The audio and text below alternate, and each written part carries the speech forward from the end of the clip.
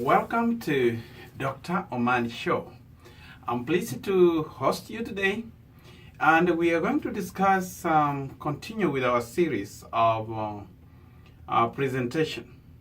And today we are going to look about one very important human nature, which puzzles you a lot, and this is self-awareness. In self-awareness, this is one of the most important human nature. This makes us different from other animals. That we have self-awareness about ourselves. That's why we make decisions about our life. We can reflect about our life. We can reflect about our character. And we can learn from experiences, our own experiences and other people's experiences, to make decisions. And this makes us so unique. And self-awareness, to be self-aware of yourself, helps a lot. And that is why humans have developed from one generation to another.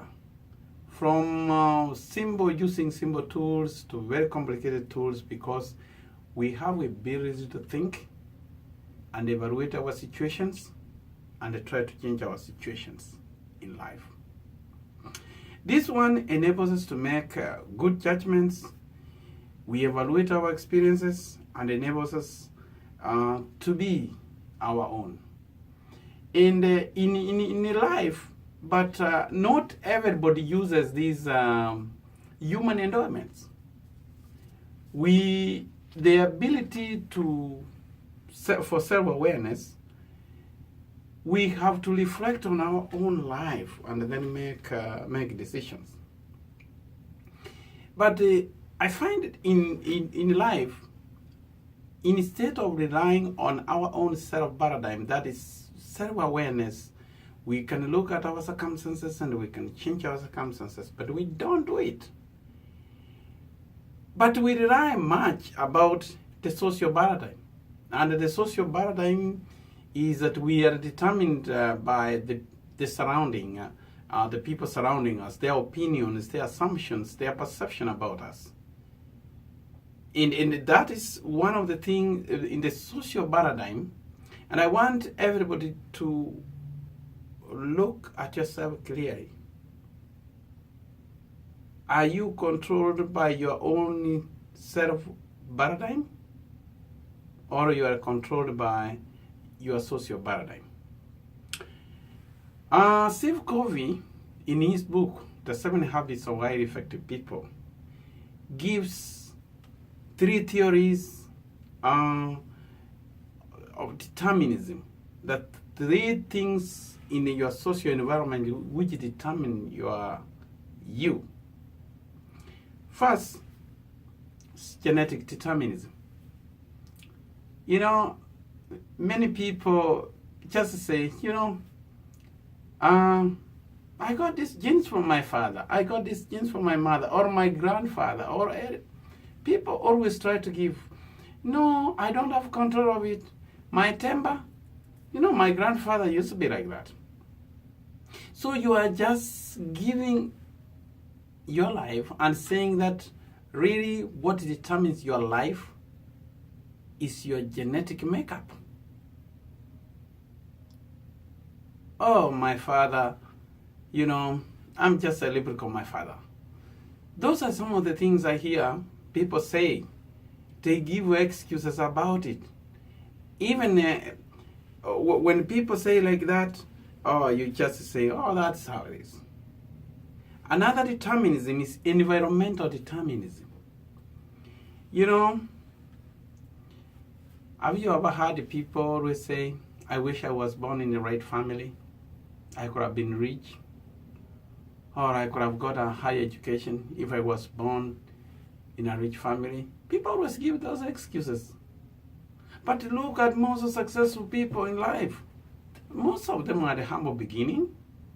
So the environment determines, if you leave the environment to determine who you are, You will give endless excuses.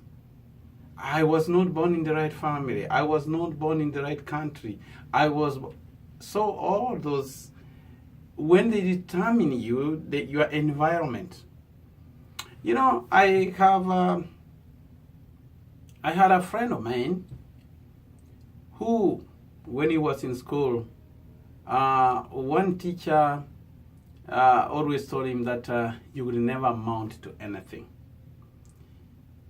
He used to insult, to give all the negative things, that he will not do anything in life. But I tell you, that same boy whom we said that he will not do anything, he worked hard in school, went through college, and became a lawyer. And they represented him in one of the land cases he had. That same teacher was saying that he will not amount to anything. That is environment. If he could have said, okay, that's what my environment says, it could have been like that. So the environment should not be that is the one determining you. Another, psych determinism. You know, my parent did it to me, and all those things, they psych your mind, like, okay, my parents did not do this for me, or my parents say this. So those determinism, you should not give an excuse. There is one saying which says that you have to do your own growing no matter how tall your grandparents were. So if you just learn a social paradigm and then say, okay, my grandfather was short, so I'm not going to be tall, you can do your own growing. If your grandfather didn't go to school, that was his time. It's your time.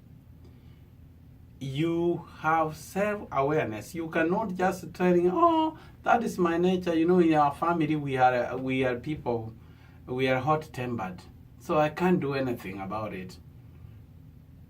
That's lying. You can do something about your life. And I think if you will work hard on your life and be self-aware, being self-aware, always look at situations. This is one of the things we have with circumstances, which animal has. And that's why we learn. From generations, they learned that if you cannot change yourself, you learn from environment. If you are in a situation where you grow maize and it doesn't grow, you don't have to continue growing. You should know that the temperature is not, the climate is not conducive for that. You learn from that and change. Animals don't learn. And I have a very practical example. I grew up in rural Africa, and this is one of the things, most intriguing thing. You know, we used to grow groundnuts and maize, and in the nearest forest there were many monkeys. So the monkeys will come and prey on the groundnuts. More especially, they love the groundnuts. So they will just come and dig from the ground and they eat the groundnuts. So as a young boy, I was the one who was supposed to garden them. So I would constantly go to the plantation, and then I would chase them away. So, and we had grown, I don't know who taught us, but some old men who had learned experience how to trap them. So we used to get dried groundnuts, then we put them in a can, and then we had a very small hole all to the can.